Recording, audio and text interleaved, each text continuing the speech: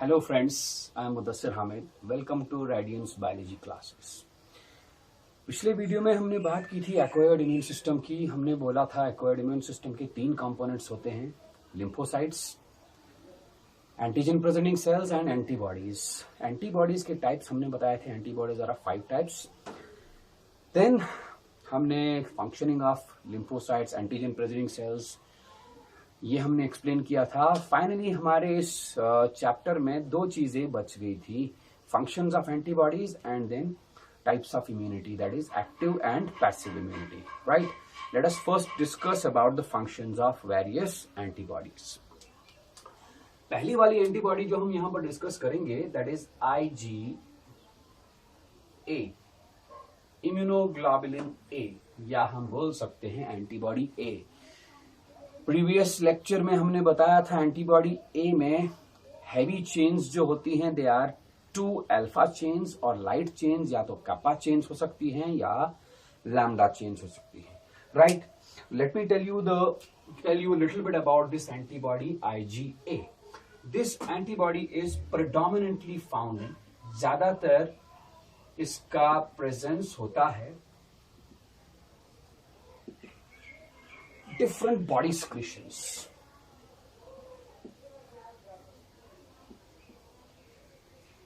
बहुत सारे body secretions में होता है। like it is found in milk, it is found in mucus, saliva में भी हो सकता है, it is found in gastrointestinal tract secretions, etc. Gastrointestinal tract secretions, mucus, saliva, and respiratory tract secretions, etc. इस antibody की खास बात यह है कि this antibody is abundantly present in milk. It is present in milk. Milk बोले तो mother's milk. इसका मतलब ये हुआ कि अगर बेबी माँ का दूध पी रहा है, मदर्स मिल्क कंज्यूम कर रहा है, तो मिल्क के थ्रू इस बेबी के अंदर एंटीबॉडी IgA आ गई, and this antibody IgA will give a type of immunity to this newborn baby, right. This type of immunity which is naturally transferred from the mother to the newborn baby via this milk is known as natural passive immunity, right? So this antibody is present in milk and it can give protection, it can give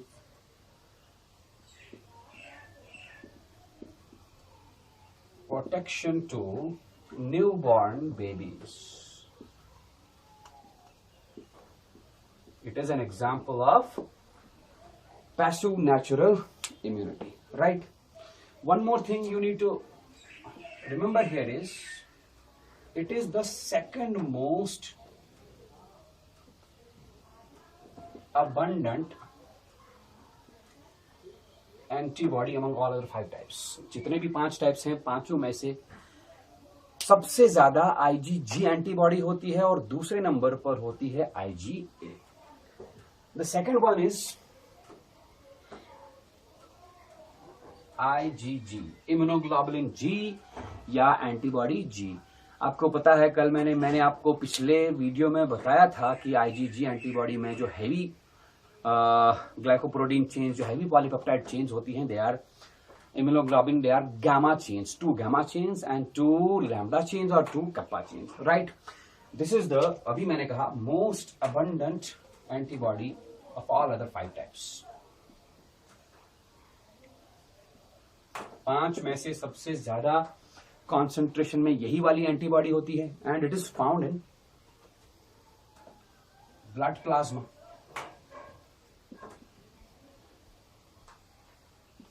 serum भी बोल सकते हैं। It is found in blood plasma. It is found in serum. It is the most abundant type of antibody. This antibody can cross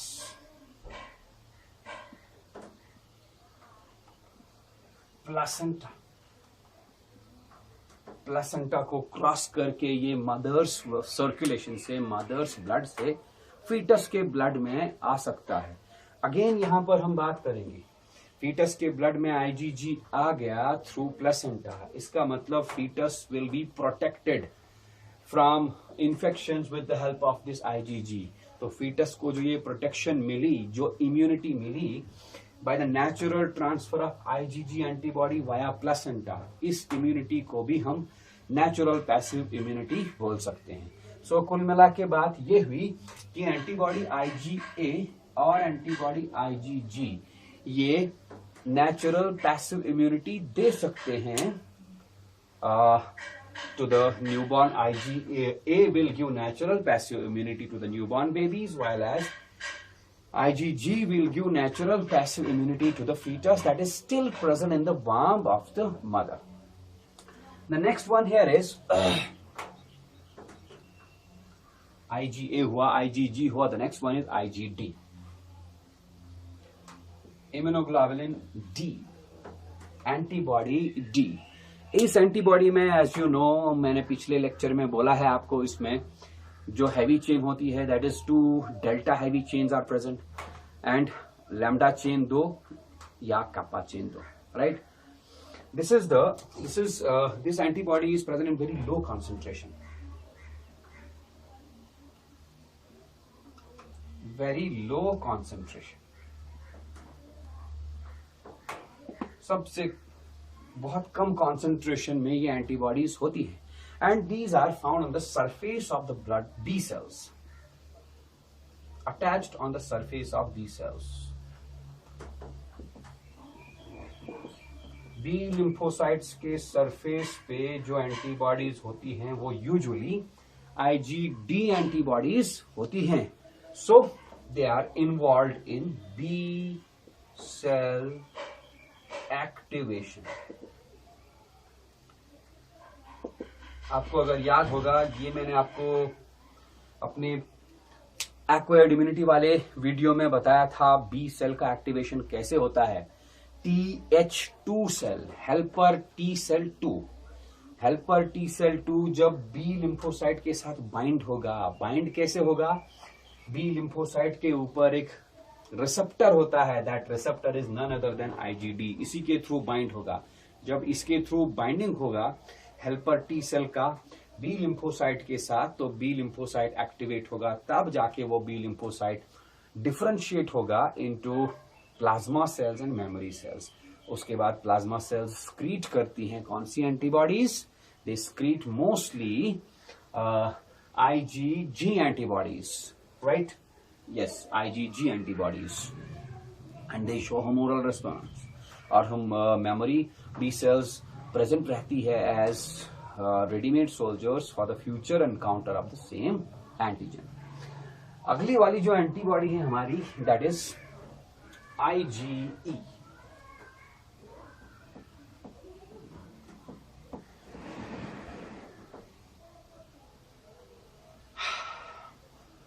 IgE antibody में जो heavy chains होती हैं they are 2 epsilon chains, और light chains are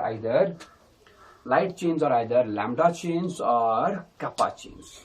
तो let us discuss a little bit about IgE। IgE antibody is present in very low concentration, in fact lower than IgD। They are present in low concentration।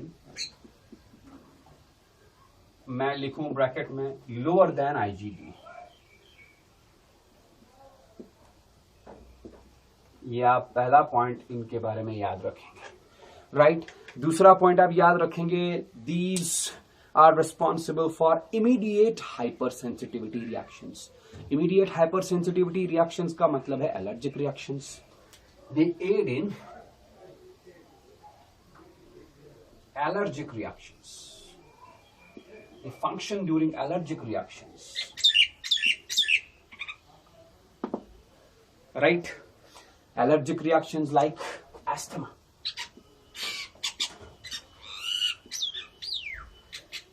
hay fever, etc. Okay, and they also protect us from parasitic worms.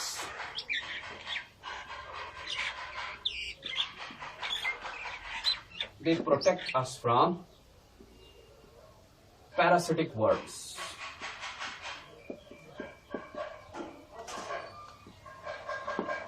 Okay, the last one is IgM.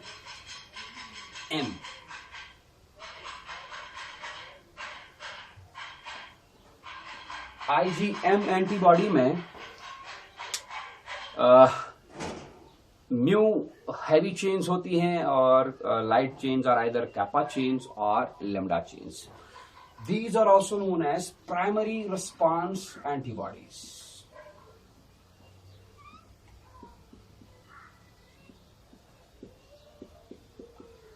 मतलब पहली बार जब body में pathogen आया, उस pathogen को eliminate करने के लिए जो प्राइमरी इम्यून रिस्पॉन्स जनरेट होगा, primary immune response with the help of antibodies, यानी कि जो humoral response, primary humoral response generate होगा, उसमें पहले जो एंटीबॉडीज बनेंगी they are IgM antibodies, right. They are pentameric antibodies.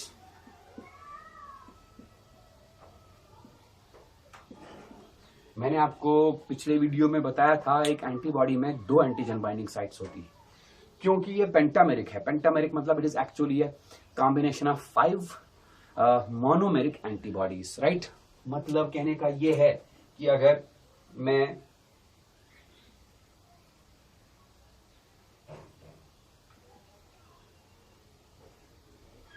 इस एंटीबॉडी को कुछ इस तरह से ड्रॉ करूं, like this,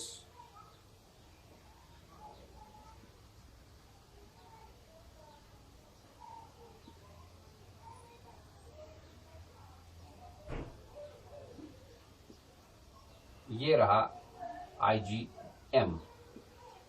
मैक्रोमोलिकुलर स्ट्रक्चर है. एक एंटीजन बाइंडिंग साइट, दूसरा एंटीजन बाइंडिंग साइट. सिमिलरली यहां पर 2, यहां पर 2, 2 और 2, टोटल आप देख सकते हैं 10 एंटीजन बाइंडिंग साइट्स है, right. So it is a pentameric antibody having 10 antigen binding sites.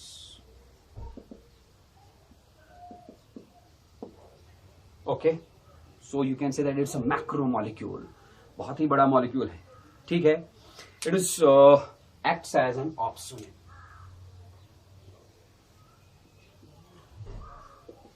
लेकिन ये ऑप्सोनिन का काम तब करेगी जब ये मोनोमेरिक फॉर्म में होगी, राइट. मतलब ये है कि it can be present in body secretions either in the form of pentameric forms or in the form of monomeric forms. If it is present in the monomeric form it can act as an opsonin. What is an opsonin?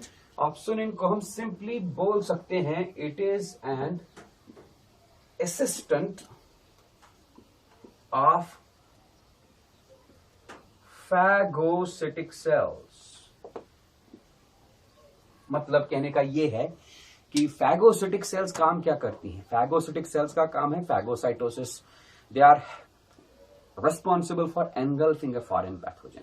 ये opsonin का मतलब है ये phagocytic cell को phagocytosis करने में मदद करती है. मतलब it makes the process of phagocytosis easy. कैसे? IgM, monomeric form of IgM, it binds to the antigen. Foreign pathogen के ऊपर बाइंड होगा, एंटीजन के ऊपर बाइंड होगा, एंटीजन बाइंडिंग साइट्स की मदद से बाइंड होगा. दूसरी तरफ इसका जो फ्री साइड होगा, वो फ्री साइड का कॉम्प्लीमेंट्री रिसेप्टर फैगोसाइट पे होगा, लाइक दिस. थोड़ा सा मैं दिखाना चाहूंगा. ये मान लेते हैं ये एक फैगोसिटिक सेल है, ये रहा फैगोसिटिक सेल के ऊपर रिसेप्टर, ठीक. Let this is an monomeric antibody. This monomeric antibody is IgM.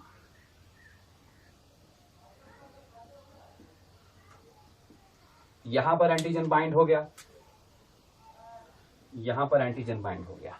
अब इसका ये वाला पीछे वाला जो पार्ट है, इस पीछे वाले पार्ट का कॉम्प्लीमेंट्री रिसेप्टर फैगोसिटिक सेल के ऊपर है, तो ये यहां पर बाइंड होगा. तब जाके ये फैगोसिटिक सेल इस पूरे स्ट्रक्चर को, इस एंटीजन को अंदर एनगल्फ करेगा, राइट। ओके, मतलब ये हुआ कि कभी कभार एंटीजेंस, पैथोजेंस ऐसे होते हैं कि फैगोसिटिक सेल्स के ऊपर वो बाइंड नहीं हो पाते, क्योंकि जब तक वो फैगोसिटिक सेल के मेम्ब्रेन के ऊपर बाइंड नहीं होंगे तब तक उनका फैगोसाइटोसिस नहीं हो पाएगा। ऐसे वाले पैथोजेंस को फैगोसाइटोस करने के लिए इस फैगोसिटिक सेल को किसी असिस्टेंट की जरूरत पड़ती है। उस असिस्टेंट को हम बोलते हैं opsonin, and the process of assistance of that opsonin to the phagocytic cell to help it engulf a pathogen is known as opsonization. ये मोनोमेरिक IgM का काम है। हालांकि कुछ और एंटीबॉडीज भी ऑप्सोनिन का काम कर सकती हैं, but this IgM is regarded as the most potent opsonin. Okay, इसके बाद हम बात करेंगे इसी चैप्टर के लास्ट टॉपिक की, that is types of immunity, right.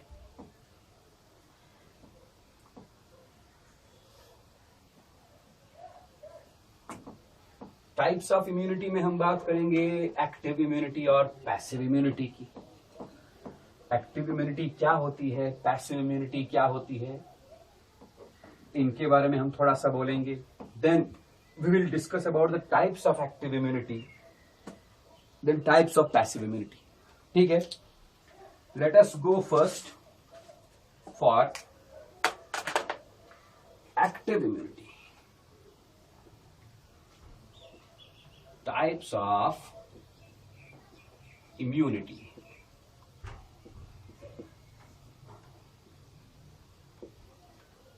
Okay, so we will write immunity के दो types होते हैं. The first one is active immunity.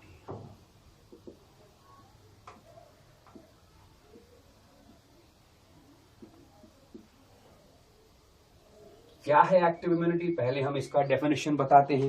Active immunity का मतलब ये है कि एक इंसान के अंदर ऐसी इम्यूनिटी प्रोड्यूस होना जो इस इंसान में प्रोड्यूस होगी by person's own cells, right. It is because of persons,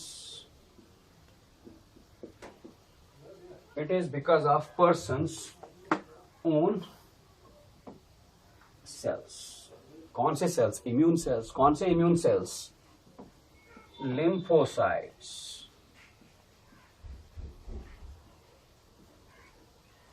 right. मैं ये बता सकता हूं कि एक इंसान की खुद की बी लिम्फोसाइट्स प्रोड्यूस करती हैं antibodies. Those antibodies help in giving immunity against a particular pathogen. This immunity is known as active immunity. Okay, लेकिन ये इंसान की खुद की सेल्स एंटीबॉडीज कब बनाएंगी? They will produce antibody because person's own cells, these cells produce what? They produce antibodies. भाई थोड़ी बनाएगी एंटीबॉडी। एंटीबॉडी बनाने के लिए कुछ ना कुछ सिग्नल की जरूरत पड़ेगी ना, कुछ ना कुछ स्टिमुलस की जरूरत पड़ेगी। That stimulus is the pathogen. They produce antibodies in response to pathogens, in response to antigens. They will also produce antibodies in response to vaccines.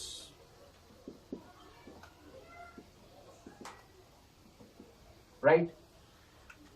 फिर से मैं रिपीट करूंगा कि एक्टिव इम्यूनिटी कौन सी इम्यूनिटी होती है? It is that type of immunity in which a person's own cells, person's own lymphocytes produce antibodies, but those antibodies are produced in response to antigens or in response to vaccines. मतलब अगर इंसान की body में antigen आया, pathogen आया, तो B lymphocytes activate होंगे। कैसे एक्टिवेट होंगे? We have already discuss that. B lymphocytes activate होने के बाद डिफरेंशिएट होंगे into plasma cells and memory cells. Plasma cells produce antibodies, those antibodies will eliminate that pathogen. तो हो गया ये इंसान immune to that very pathogen, right. लेकिन कभी कभार ये इम्यूनिटी जनरेट होती है in response to vaccine as well. थोड़ी देर के बाद मैं इसको बोलूंगा जरा। इसका हम एग्जाम्पल ले सकते हैं। मान लीजिए किसी इंसान को स्मॉल पॉक्स हो गया। स्मॉल पॉक्स होने के बाद ये बीमार पड़ गया। बीमार पड़ने के बाद कुछ दिन के बाद वीकनेस आ गई, सारा सिम्टम्स आ गया, and finally this person has been cured, ठीक हो गया ये। अब हम बोल सकते हैं कि this individual, this person has become immune to the smallpox pathogen. कैसे? क्योंकि इसने स्मॉल पॉक्स के पैथोजन को एलिमिनेट किया। इसके इम्यून सिस्टम ने स्मॉल पॉक्स के पैथोजन को, स्मॉल पॉक्स के कॉजेटिव एजेंट को एलिमिनेट किया। इसके इम्यून सिस्टम में एंटीबॉडीज बनी, बी सेल्स ने एंटीबॉडीज बनाई in response to the pathogen of the smallpox and eliminated that pathogen of the small pox, right. और साथ ही साथ इसकी बॉडी के अंदर क्या रहे? Memory cells. वो मेमोरी सेल्स अब इस स्मॉल पॉक्स के पैथोजन को पहचानती हैं। मतलब अगर दोबारा से इसकी बॉडी में स्मॉल पॉक्स का पैथोजन आया तो ऑलरेडी उसको पहचानने वाले एलिमेंट्स अंदर हैं, सोल्जर्स हैं। इसलिए हम बोलेंगे कि ये पर्सन अब इम्यून हो गया टू स्मॉल पॉक्स, राइट। तो एग्जाम्पल में हम क्या लिखेंगे? A person who has been cured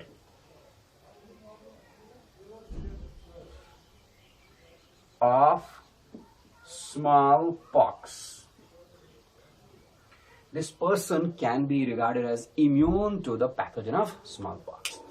दूसरा हमने कहा कि इंसान की खुद की सेल्स एंटीबॉडीज बना सकती हैं in response to vaccine. What are vaccine? Vaccine क्या हैं? थोड़ा सा हम इनके बारे में बात बोलेंगे। ओके, vaccines are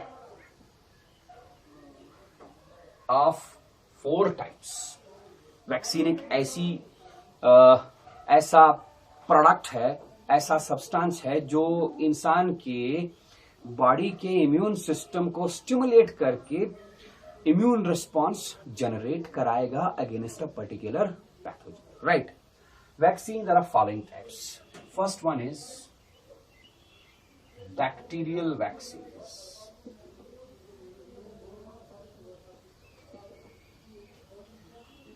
दूसरा, second one is viral vaccines.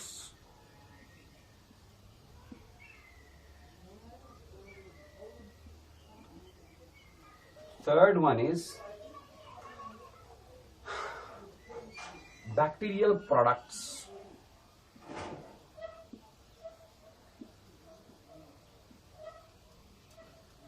In bacterial products को हम टॉक्सॉइड्स बोलते हैं। और चौथा और लास्ट वाला कैटेगरी जो वैक्सीन्स का है, that is subunit vaccine.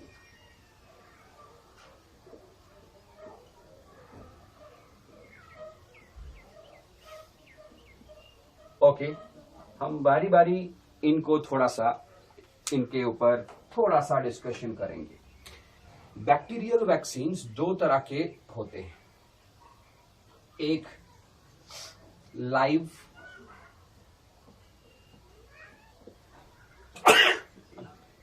Bacterial vaccines,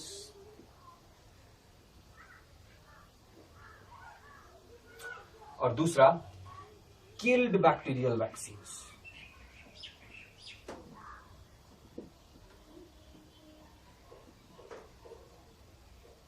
नाम से ही पता चलेगा कि क्या सीन है। लाइव बैक्टीरियल वैक्सीन, जिंदा है बैक्टीरिया। फिर इसको हम वैक्सीन के तौर पर इस्तेमाल कैसे कर सकते हैं? इट इज लाइव, जिंदा है, बट इसको कमजोर किया गया है। इट हैज बीन वीकन्ड, या हम आसान भाषा में ऐसे बोल सकते हैं कि इसकी पैथोजेनिसिटी को खत्म किया गया है। हाँ, इसमें एक एबिलिटी मौजूद है। जब ये बॉडी के अंदर जाएगा, it has got the ability to stimulate the immune system, right.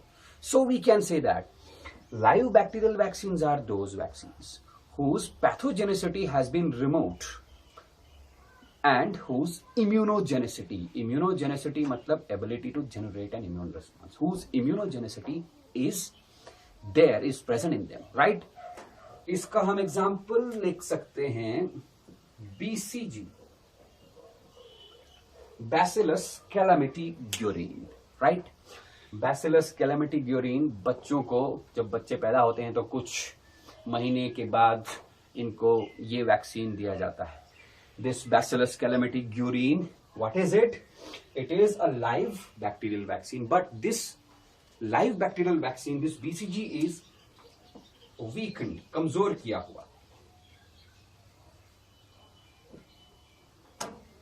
ऐसे वीकेंड कमजोर जिंदा पैथोजेंस को हम वैक्सीन के तौर पर यूज कर सकते हैं, क्योंकि इनमें पैथोजेनिसिटी नहीं होती, ये कमजोर होते हैं, या इनको हम बोल सकते हैं एटेन्यूएटेड वैक्सीन्स, राइट. दूसरा killed bacterial vaccine. Killed bacterial vaccine मतलब बैक्टीरियम को ही लिया, इस बैक्टीरियम को मारा गया है, then this bacterium, killed bacterium has been, the body of the killed bacterium has been used as a vaccine. इसका एग्जांपल आप लिख सकते हैं TAB vaccine for enteric fever. तो क्या है ये TAB वैक्सीन? TAB का फुल फॉर्म है टाइफॉइड, पैराटाइफॉइड एंड बी. मैं यहां लिखूं typhoid, paratyphoid, A and B. ये वैक्सीन दिया जाता है इंसान को against enteric fever, right. Then there is second category of vaccines, that is viral vaccines.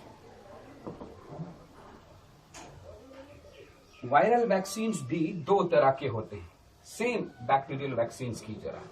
These are also of two types. First category is live, जिंदा लेकिन कमजोर किए हुए ऑर्गेनिज्म को हम बोलते हैं attenuated. Live attenuated viral vaccines.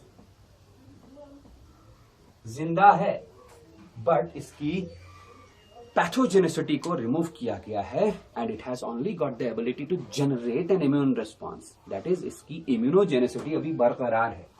दूसरी कैटेगरी इन्हीं वैक्सीन्स के अंदर आप लिख सकते हो किल्ड वायरल वैक्सीन्स. वायरस को किल किया गया है, मारा गया है, और उसकी बॉडी को, उसके शरीर को यूज किया गया है एज अ वैक्सीन. एग्जाम्पल दोनों में लिखेंगे. लाइव एटेन्यूएटेड वायरल वैक्सीन का एग्जाम्पल बहुत ही फेमस, बहुत ही इंपॉर्टेंट एग्जाम्पल हम दे सकते हैं सैबिन वैक्सीन. शायद आप इसको जानते हैं. Sabin vaccine is also known as OPV, oral polio vaccine, जो हम बच्चों को, 5 साल तक के बच्चों को ओरल ड्रॉप देते हैं. That is none other than this Sabin vaccine, and it can prevent the individuals, it can prevent us from polio. Second type of vaccine, viral vaccine, is killed viral vaccine. Killed viral vaccine का आप example लिख सकते हैं, ये भी बहुत ही famous vaccine है. It is Salk vaccine.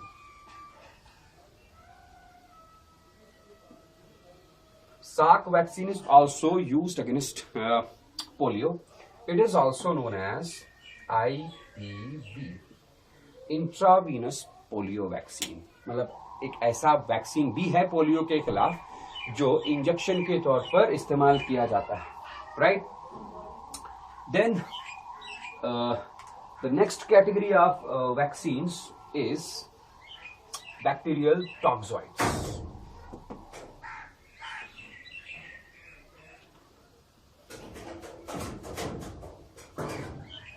Okay, ये रहा bacterial toxoids. Toxoids bacterial products या टॉक्सॉइड्स ऐसे प्रोडक्ट्स जो बैक्टीरिया स्क्रीट करते हैं. मतलब बैक्टीरियम अगर बॉडी के अंदर आया, उसने कोई टॉक्सिन स्क्रीट किया, उस टॉक्सिन से वैक्सीन बनाना, that is known as a toxoid. Bacterial toxin और बैक्टीरियल टॉक्सॉइड्स. एग्जाम्पल में हम लिख सकते हैं टॉक्सॉइड्स फॉर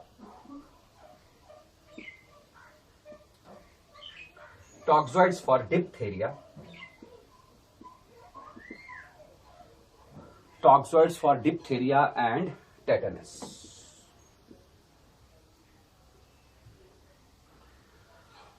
अब बचा last, that is subunit vaccine.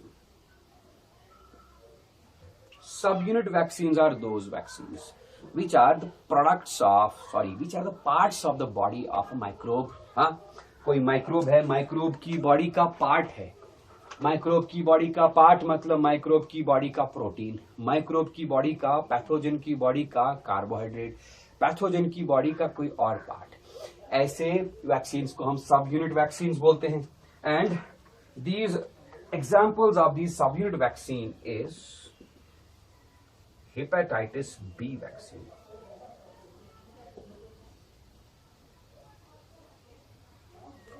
right? These are the 4 types of vaccines which provide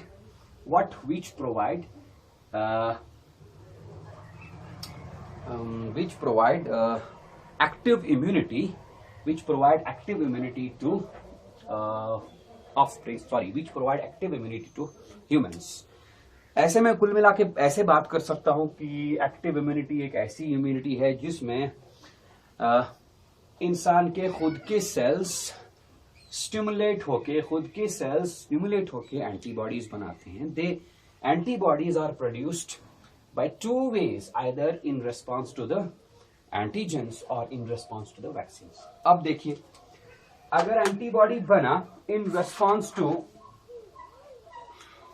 antigen, if the antibodies are formed in response to the antigen, मतलब खुद से बना, this type of active immunity is known as natural active immunity. While as if the antibodies are produced in response to vaccines, this type of active immunity is known as artificial active immunity. So we can say that active immunity is of 2 types, natural active immunity and artificial active immunity. Natural active immunity is that type of immunity in which the person's own immune system produces antibodies. The person's own immune system generates immune response against a pathogen in response to the infection of that pathogen. While as artificial active immunity is that type of immunity जिसके अंदर एक इंसान के अंदर, एक person के अंदर हम इंजेक्ट करते हैं वैक्सीन, तब जाके वो वैक्सीन इस इंसान के इम्यून सिस्टम को, अडैप्टिव इम्यून सिस्टम को स्टिमुलेट करता है to generate an immune response against a particular pathogen. Right. हमारा अगला वाला टाइप है इम्यूनिटी का, that is passive immunity.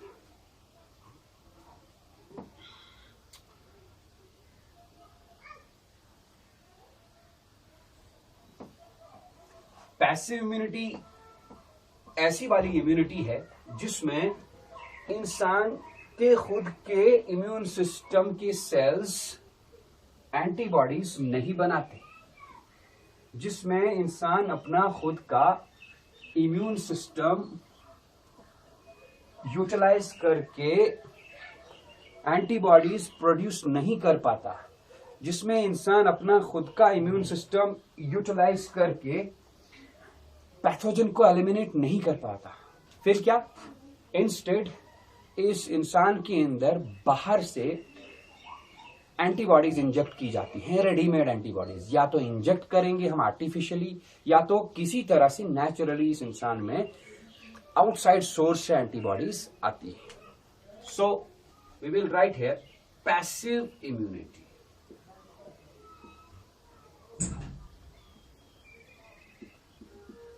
Passive immunity is that type of immunity in which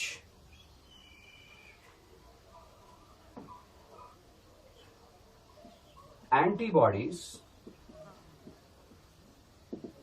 from some outside source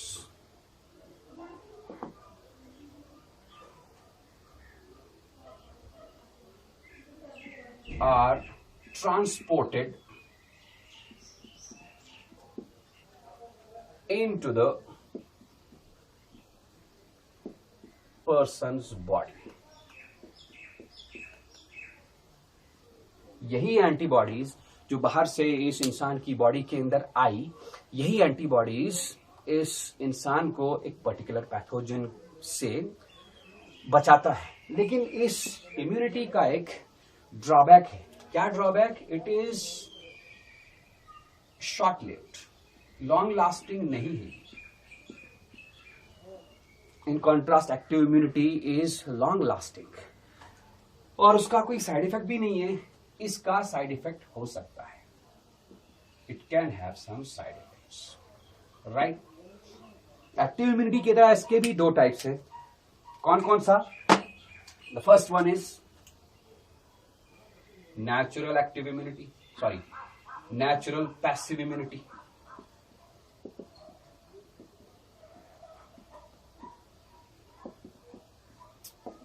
And second one is artificial passive immunity. Okay, natural passive immunity के मैं दो examples दे चुका हूं अभी थोड़ी देर पहले। पहला example, mother's milk. Mother's milk contains an antibody. The name of that antibody is IgA. जब एक न्यूबॉर्न बेबी मदर्स मिल्क पीता है, कंज्यूम करता है, तो एंटीबॉडी IgA उसकी बॉडी के अंदर आ जाती है, and this IgA provides this newborn baby a type of immunity. That immunity is passive immunity. क्यों पैसिव इम्यूनिटी? क्योंकि इसमें इस न्यूबॉर्न बेबी का खुद का इम्यून सिस्टम एंटीबॉडीज नहीं बनाता है, बल्कि बाहर से आती है, right. It is natural because ये खुद ब खुद होता है, हमने इंजेक्टेबल या हमने सिरिंज लेके इसको इंजेक्ट नहीं किया। Another example is antibodies that can cross placenta. ये भी हम अभी बोल चुके हैं। कौन सी एंटीबॉडी प्लेसेंटा क्रॉस करती है? That is antibody IgG। जब प्लेसेंटा क्रॉस किया IgG एंटीबॉडी ने, this IgG antibody reaches the blood of the fetus. तो फीटस को ये IgG एंटीबॉडी प्रोवाइड करती है इम्यूनिटी। कौन सी इम्यूनिटी? अगेन पैसिव इम्यूनिटी, क्योंकि ये नेचुरली होता है। It's a natural case of natural passive immunity. Let us talk about artificial passive immunity. Artificial passive immunity में पेशेंट के अंदर, इंसान के अंदर रेडीमेड एंटीबॉडीज इंजेक्ट की जाती है। Readymade antibodies are injected into a person's body. Okay, अब ये रेडीमेड एंटीबॉडीज लाई कहां से जाती है? इनको बनाने का एक प्रोसीजर है। कोई स्ट्रांग एनिमल लिया, राइट, उस एनिमल के अंदर, स्ट्रांग एनिमल यूजुअली हॉर्स लेते हैं, इस हॉर्स के अंदर एक पर्टिकुलर पैथोजन स्मॉल क्वांटिटी में इंजेक्ट किया जाता है, कोई एंटीजन इंजेक्ट किया जाता है, राइट। ये हॉर्स, ये स्ट्रांग एनिमल थोड़ा सा बीमार होगा, लेकिन बीमार होने के बाद ये रिकवर भी होगा। रिकवर होते होते इसके ब्लड के अंदर इस पर्टिकुलर एंटीजन के अगेंस्ट एंटीबॉडीज बनी होंगी, राइट। फिर ऐसे ही दूसरा डोज दिया जाता है, दूसरा डोज इससे थोड़ा ज्यादा क्वांटिटी में दिया जाता है। अगेन ये बीमार होता है, लेकिन पहली बार जितना बीमार नहीं होता, जल्दी रिकवर होता है। अगेन इसके ब्लड में एंटीबॉडीज बनती हैं, अगेंस्ट ऑलरेडी एंटीबॉडीज मौजूद होती हैं और एंटीबॉडीज बनती हैं अगेंस्ट दिस पर्टिकुलर पैथोजन। फिर फाइनली किया क्या जाता है, इस स्ट्रॉन्ग एनिमल से, इस हॉर्स से या इंसान के ऊपर भी ये किया जा सकता है। तो इस एनिमल से ब्लड एक्सट्रैक्ट किया जाता है, ब्लड विथड्रॉ किया जाता है, एंड दैट ब्लड इज फ्रैक्शनेटेड, उससे सीरम बाहर निकाला जाता है, and that serum contains antibodies against that very pathogen, right. अगर वैसा वाला पैथोजन किसी इंसान को कभी अटैक किया, इन्फेक्ट किया, तो ये वाली एंटी सीरम हम उस इंसान के अंदर इंजेक्ट कर सकते हैं, बिकॉज दिस एंटी सीरम जो हमने बनाया हुआ है, इसके अंदर एंटीबॉडीज ऑलरेडी हैं अगेंस्ट दैट वेरी पैथोजन जो इंसान को इन्फेक्ट किया हुआ है। हाँ, क्विक रिलीफ देगा ये, because passive immunity gives a quick relief, but that quick relief is not long lasting. क्यों लॉन्ग लास्टिंग नहीं है? क्योंकि ये एंटीबॉडीज कुछ टाइम के बाद डिटीरियोरेट हो जाती हैं बॉडी में. Okay, it was all about this immunity and types of immunity, how the immune system is functioning, various components of immunity, immune system, antibodies, etc., etc. Okay, thank you.